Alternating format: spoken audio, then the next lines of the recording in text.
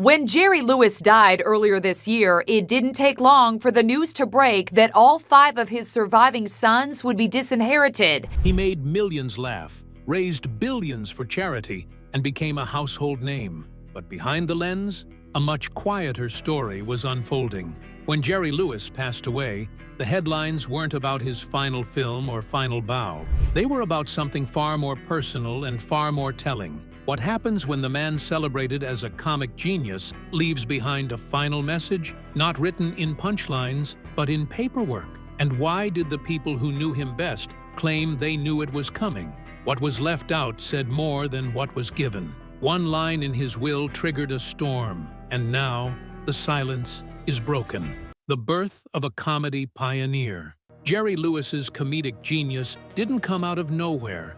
It was forged in the world of vaudeville and shaped by a turbulent early life.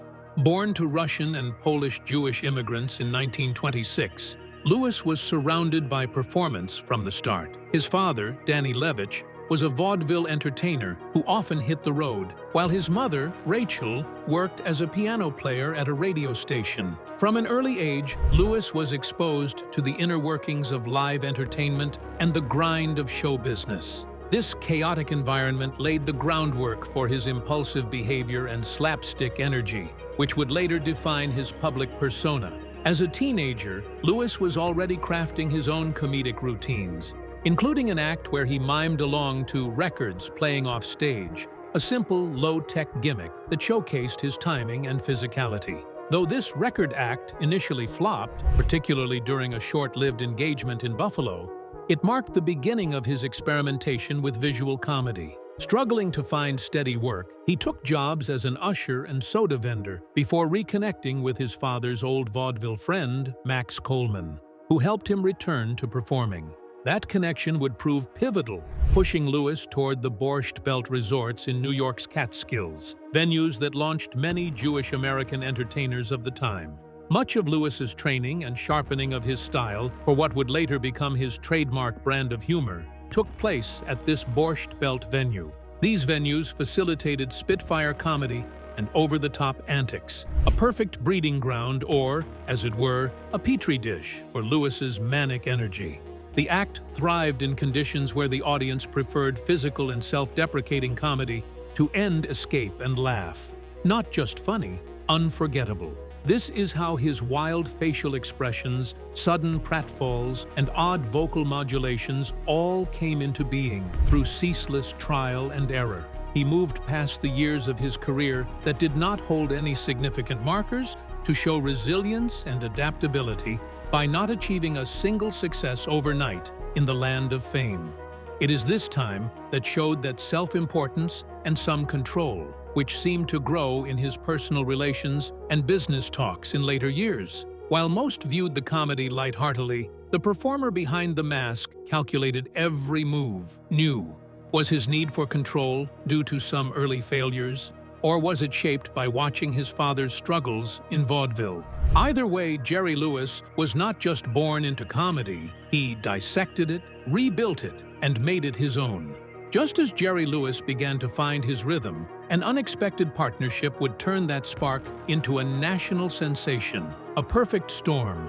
The formation of the legendary comedy duo Martin and Lewis was more accidental than strategic. In 1945, a 19-year-old Jerry Lewis was performing solo at New York's Glass Hat Club when he first crossed paths with Dean Martin, a 27-year-old singer struggling to find his footing. 2 years later, fate intervened again when a last-minute cancellation at Atlantic City's 500 Club forced the venue to find a replacement act. Lewis suggested Martin as a fill-in, and the two shared the stage for the first time. Their debut was far from successful. Club owner Skinny Diamato reportedly threatened to fire them if they didn't improve. But it was during this rocky start that they began experimenting with improvisation, abandoning written jokes for spontaneous bits that played off their personalities. This pivot to improvisation became their secret weapon. Lewis's manic interruptions of Martin's cool crooner routine created a dynamic that audiences instantly connected with. The chemistry between them was undeniable, and soon the pair became a hit on the nightclub circuit. They landed regular spots on radio shows like The Martin and Lewis Show and made frequent appearances on early television, including Toast of the Town with Ed Sullivan. What began as a desperate fix turned into a career-defining partnership. Their mix of slapstick and charm elevated them from nightclub performers to national sensations, eventually catching the attention of Hollywood studios. Although they enjoyed similar successes, the tension simmered between the two. Their fame soared, but less for the public spotlight focused on the wild antics of Jerry Lewis, whose wild and crazy persona often gave Dean Martin room to hide in the shadows. To Hollywood circles and fan media, Lewis was the genius pulling the strings behind the act, while Martin was seen at times as nothing more than a supporting character. This led to a love-slash-hate relationship between them. But when Look magazine ran a piece on the cover with Lewis, cropped from a photo shared with Martin, this was the final straw for Martin and pushed things further toward a slow, smoldering end. In 1954, it had been a great cover story for that magazine, but it also made Martin furious because, viewed as an editorial decision, it had left him out of the picture with Lewis. Eventually, the professional frictions came to a head. By 1956, with 14 movies under their collective belt and great forays into stage, radio, and television, Martin and Lewis ended their partnership. Their final performance at the Copacabana would happen exactly 10 years after their first joint appearance. Though their split shocked fans, it was quite a defining moment in the careers of both men. For Lewis, the breakup meant leaving behind the security of a successful double act to prove himself in the limelight. But it also revealed the other cost of fame and ego. The same forces that had made them stars would ultimately drive them apart. Invention of the modern comedian. Following the split with Dean Martin, Jerry Lewis launched a solo film career that would cement his status as a major figure in Hollywood. He didn't just survive the breakup, he thrived. Paramount Pictures continued to back him, and his debut as a solo actor came with high expectations. Over the next decade, Lewis starred in a string of box office hits, often playing exaggerated, childlike characters that highlighted his talent for physical comedy. Films like The Delicate Delinquent and The Nutty Professor weren't just commercial successes, they were showcases for a new kind of comedic lead, goofy, neurotic, yet commanding the screen entirely. In 1960, Paramount's decision to delay the release of Cinderfella left a gap in its schedule. Lewis responded by producing and directing The Bellboy, a low-budget film shot at the Fontainebleau Hotel in Miami. Working under tight time constraints, Lewis took the risky step of making the film nearly dialogue-free, relying entirely on visual gags. More importantly, he introduced a technical innovation that changed filmmaking, using video monitors to instantly review scenes. This eliminated the need to wait for daily film reels and helped speed up production, an approach widely adopted in Hollywood afterward. It was a breakthrough that showed Lewis wasn't just a comic, he was a creative force behind the camera. From then on, he would control all aspects of every project he was involved in, creating a rare level of influence for someone in the industry. In 1959, he signed a contract that not only named him one of the highest-paid actors at that time, but also guaranteed him unprecedented creative power. In effect, he had begun to write, direct, produce, and star in a number of his movies in something very much like a personal monopoly, an arrangement not even heard of at that time. Some called it visionary, some called it ego-driven. Whatever the view, the results were irrefutable. He was now more than just an actor. He was a brand, a one-man studio with a clear vision of how he wanted comedy to look, sound, and feel on the screen.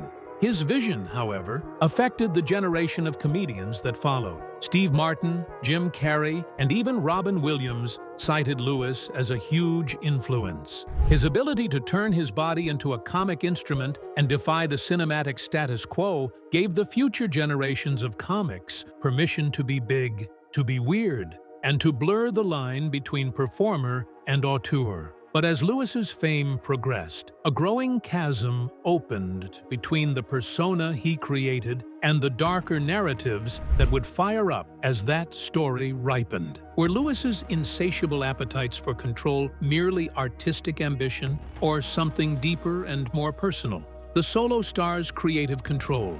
After the success of his early solo films, Jerry Lewis negotiated a groundbreaking contract with Paramount in 1959 that gave him full creative control, an arrangement almost unheard of at the time. He wasn't just starring in films, he was now directing, writing, and producing them, often all at once. This shift allowed Lewis to mold every element of his projects to fit his comedic style, and he took full advantage of the opportunity. The result was a string of films that reflected not only his humor, but also his ambition to be taken seriously as a filmmaker. It marked the beginning of a new era in which a performer could control the studio machine instead of being controlled by it. Lewis's hands-on approach became central to his identity as an artist. Films like The Bellboy and The Nutty Professor weren't just vehicles for laughs, they were creative experiments. Lewis developed a directing style that was fast, efficient, and highly visual. One of his most significant innovations was the introduction of video assist technology on set. By connecting video monitors to the film cameras, he could review scenes immediately after filming them. This practice, now standard in the industry, saved time and allowed for tighter direction. It also reinforced Lewis's reputation as a meticulous, if sometimes demanding, perfectionist. Outside the film set, Lewis brought that same energy to his live performances. After a hesitant solo appearance in Las Vegas in place of Judy Garland, he realized he could captivate an audience without a partner. This led to a successful phase of his career in Las Vegas, where he performed regularly at venues like the Sands Hotel and Casino. His stage presence remained high energy and unpredictable, incorporating music, slapstick, and even dramatic moments. For Lewis, every performance was an opportunity to prove that he didn't need Dean Martin or anyone else to command attention. This autonomy was both a personal victory and a professional milestone. But with total control came total responsibility. Some praised Lewis's drive and innovation, while others viewed him as controlling and egotistical. Was his intense oversight a symptom of insecurity or a genuine desire to elevate comedy as an art form? It's difficult to say. What is certain, however, is that Jerry Lewis was among the first performers to bridge the gap between entertainer and auteur. In doing so, he helped redefine the boundaries of comedy on stage and screen, though not without raising questions about how that control affected those around him, both professionally and personally. Jerry versus his imitators. Jerry Lewis's success as a solo performer didn't mean he welcomed competition, especially not from someone who looked and acted like him. In the early 1950s, a young comedian named Sammy Petrillo emerged on the scene, bearing an uncanny resemblance to Lewis. His mimicry was more than just superficial. Petrillo mirrored Lewis's speech patterns, facial expressions, and comedic timing so closely that audiences couldn't help but make the comparison. Initially, Lewis acknowledged Petrillo by hiring him for a sketch on the Colgate Comedy Hour. But that encounter marked the beginning of a quiet, calculated campaign to limit the imitator's opportunities. According to Petrillo, Lewis didn't bring him into the fold to mentor or collaborate. He brought him in to control him. Petrillo claimed he was pressured to sign with Lewis's talent agency, MCA, only to find himself kept on the sidelines without work. The goal, Petrillo later said, was to keep him on the shelf, preventing him from gaining traction in Hollywood. Though Petrillo eventually broke free from the contract with the help of his father, the damage had been done. His career momentum slowed, and industry doors closed just as quickly as they had opened.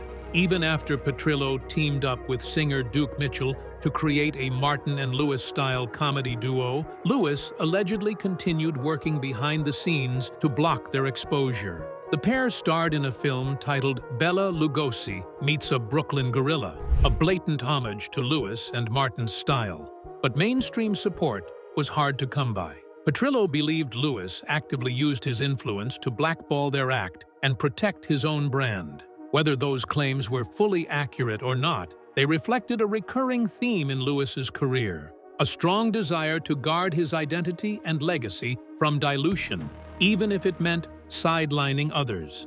This behind-the-scenes battle raises important questions about the cost of Jerry Lewis's ambition. Was it fair play in a cutthroat industry, or did it cross the line into professional sabotage? What's clear is that Lewis wasn't just competitive. He was strategic and unafraid to leverage his power when he felt threatened. While many praised his contributions to comedy and film, others saw a performer who would go to great lengths to eliminate rivals. For someone celebrated as a comic genius, Lewis also left behind a reputation for being fiercely territorial, willing to silence those who came too close to his spotlight. While Lewis fought to protect his image from outsiders, the real fracture was forming much closer to home. The Second Family and The Final Will. Jerry Lewis's personal life took a major turn in the early 1980s when his decades-long marriage to Patty Palmer collapsed under the weight of his infidelities. After nearly 40 years and 6 sons together, Palmer filed for divorce in 1980, accusing Lewis of displaying open disregard for their marriage and leaving her financially dependent on his office. According to court filings, she claimed Lewis had lavished gifts on another woman, Sandy Pitnick, a Las Vegas dancer whom he had been seeing during the marriage. The divorce was contentious, involving demands for hundreds of thousands in annual support, and it marked the start of a sharp divide between Lewis and his first family. Soon after the divorce was finalized, Lewis married Pitnick in 1983. Together, they adopted a daughter named Danielle in the early 1990s. Lewis seemed to embrace this new family entirely, appearing publicly with Pitnick and Danielle in his later years, while distancing himself from his sons. This separation was more than emotional. When Jerry Lewis died in 2017, his final will and testament delivered a shocking blow to his biological children. The document, last updated in 2012, explicitly stated that none of his 6 sons or their descendants would receive any part of his estate. Instead, everything was left to Pitnick and Danielle. The language in the will was direct and deliberate. Lewis wrote that he had intentionally excluded Gary, Ronald, Scott, Christopher, Anthony, and Joseph from any inheritance. Notably, Joseph had died in 2009, but Lewis still named him in the will, underscoring the point that none of his children from his first marriage would benefit from his estate. The estate itself included rights to Lewis's film catalog, estimated to be worth millions in intellectual property, along with real estate and other assets. To the public, this decision seemed cold, especially given Lewis's public image as a humanitarian through his telethons for muscular dystrophy. The reasons behind the disinheritance were never formally explained by Lewis, leaving room for speculation. Was it driven by bitterness, a desire to protect his second family, or a final act of estrangement? Regardless of motive, the outcome was clear. Jerry Lewis used his final legal statement to draw a hard line between his past and present. For the sons he left behind, some of whom had already publicly criticized him, the will served as a painful confirmation of the fractured family dynamics that had long existed behind the curtain of fame. Voices of the forgotten heirs. In the wake of Jerry Lewis's death, the silence from his estranged sons quickly gave way to public revelations about their life with the comedy icon. Anthony Lewis, the 5th of Jerry's 6 sons with Patty Palmer, spoke candidly in interviews about the emotional toll of growing up under his father's roof. According to Anthony, their childhood was far from the glamorous image often portrayed in media. He described the atmosphere at home as tense and unpredictable, recalling how he and his siblings would scatter when their father's car pulled up, unsure which version of Jerry Lewis would walk through the door, one in good spirits or one lashing out. Anthony described episodes of emotional abuse that were frequent and damaging. He said physical punishment happened occasionally. He was hit with a belt twice, but it was the emotional manipulation that stuck with him. Despite their father's fame and fortune, The Lewis children reportedly felt isolated and unloved. Gary Lewis, the eldest, backed up these claims in a separate interview, calling his father mean and evil. He insisted that Jerry never showed affection or support to his sons, and that the trauma lingered long after they reached adulthood. These comments weren't made out of bitterness over the inheritance. Anthony stated he knew he would get nothing, but reflected deeper wounds. The family's most tragic story centered around the youngest son, Joseph, who died in 2009 from a heroin overdose. At the time of his death, he hadn't spoken to his father in 2 decades. Jerry Lewis reportedly refused to pay for the funeral and asked his other sons to keep the death quiet, afraid of the publicity. Joseph, who had battled addiction and homelessness, once said in an interview that living with Jerry was pure hell. He believed his father never loved him. His surviving brothers pointed to this estrangement as a key reason for his decline.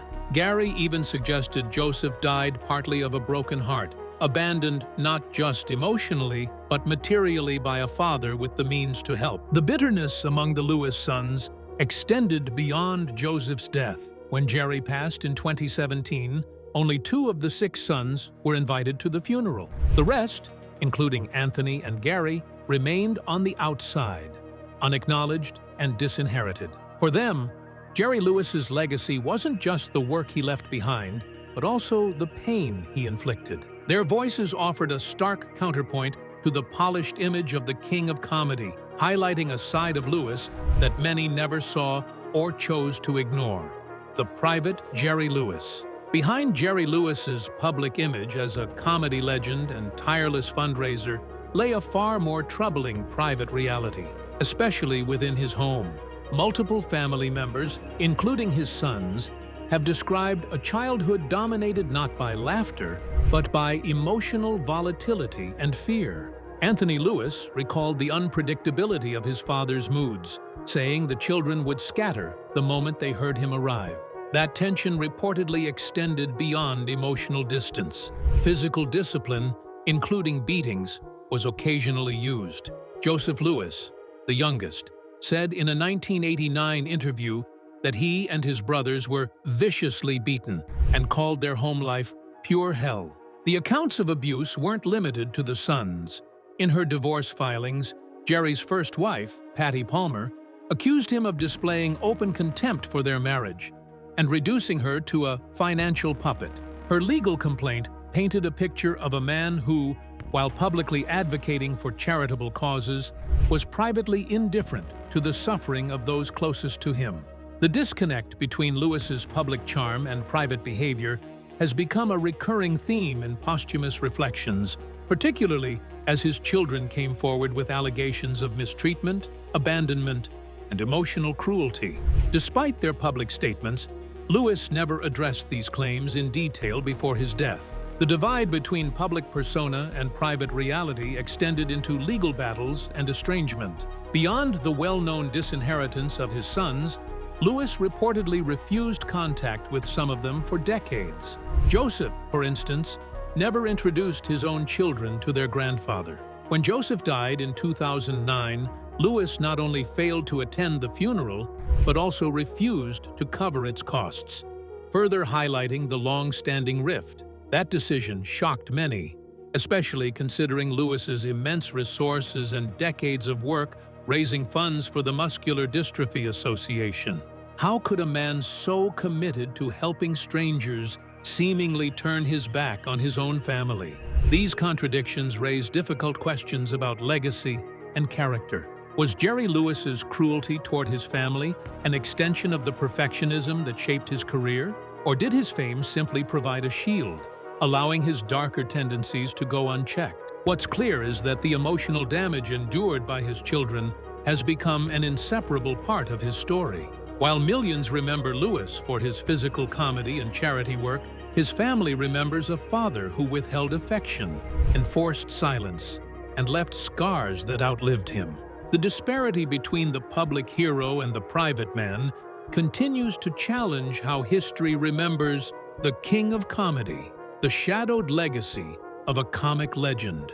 In the years following Jerry Lewis's death, a darker side of his legacy came into sharper focus, particularly through the voices of women who had worked with him. Several former co-stars and performers have alleged that Lewis engaged in inappropriate behavior behind the scenes, allegations that tarnished the image of a man once celebrated as a Hollywood icon and philanthropist. Most notably, actress Karen Sharp, who worked with Lewis on The Disorderly Orderly, alleged that Lewis forcibly kissed and groped her in his office. Sharp described the incident as shocking and humiliating, saying she never felt safe around him again.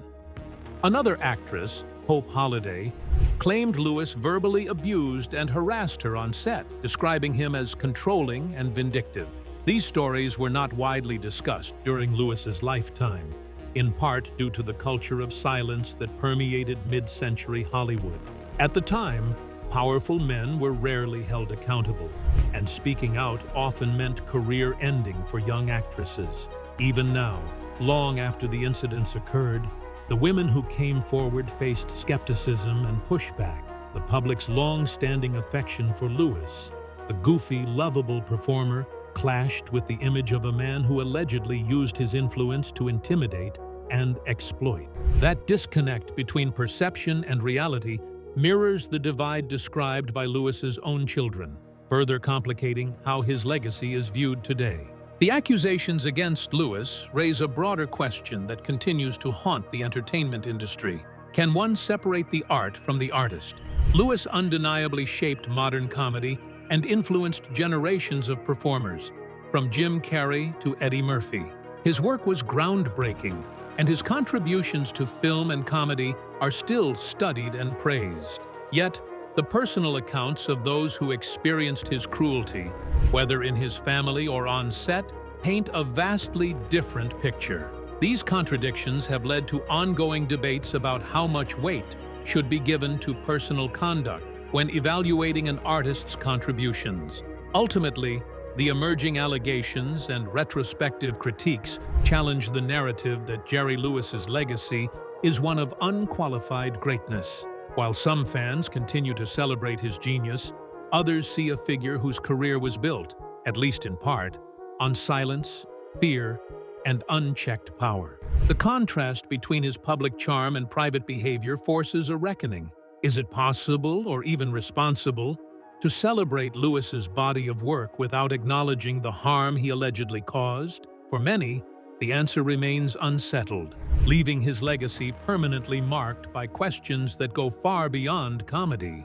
As disturbing accounts from co-stars surfaced, a deeper contradiction began to emerge, one tied to the cause he championed most: philanthropy versus personal failure. Jerry Lewis's legacy as a philanthropist is inseparable from his decades-long role as the face of the Muscular Dystrophy Association, MDA.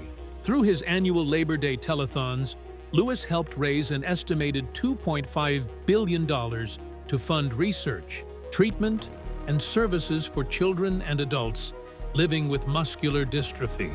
He was a tireless advocate, using his celebrity status to shine a national spotlight on a little-understood disease. For millions of viewers, the sight of Lewis tearfully appealing to the audience became an annual tradition. To many, he wasn't just a comedian, he was a humanitarian who gave hope to suffering families. But this image of public benevolence clashed starkly with accounts of private cruelty. While Lewis poured his time and influence into raising money for sick children, his own children have claimed they grew up feeling neglected, unloved, and emotionally scarred. His sons described a home life marked by fear and emotional distance, and at least one of them, Joseph, struggled with homelessness and addiction before dying of a heroin overdose in 2009. Jerry Lewis not only cut ties with Joseph years before his death, but reportedly refused to pay for his funeral. The contrast between his public compassion for strangers and apparent detachment from his own family has sparked widespread debate. These contradictions force a difficult question. Can public greatness excuse personal failure? Some argue that Lewis's charitable impact speaks for itself. He changed lives and brought visibility to a debilitating disease. Others say that true character is revealed in private relationships, and no amount of money raised can erase the pain described by those closest to him. The fact that Lewis excluded all 6 of his biological sons from his will, while leaving everything to his second wife and adopted daughter, only deepened this tension. Was he protecting his second family, or issuing a final act of punishment to the first? Ultimately, Lewis's philanthropic record stands as one of the most significant in American entertainment history. Yet, it's clear that the same qualities that made him effective in public, his drive, control, and ego, may have contributed to his failures in private. There is no simple answer to whether greatness in one area can justify harm in another. What's clear is that Jerry Lewis's story forces us to confront the complexity of human legacy. He was a man capable of immense generosity and equally capable of emotional estrangement. How we weigh those extremes may say as much about us as it does about him. It challenges the instinct to idolize or vilify without nuance, and it reminds us that fame often magnifies character, for better and for worse. Thanks for watching. If this story surprised you, drop a comment and let us know your thoughts. Don't forget to like, subscribe, and hit the bell so you never miss an upload. And if you're ready for more untold Hollywood truths, tap the next video on your screen now.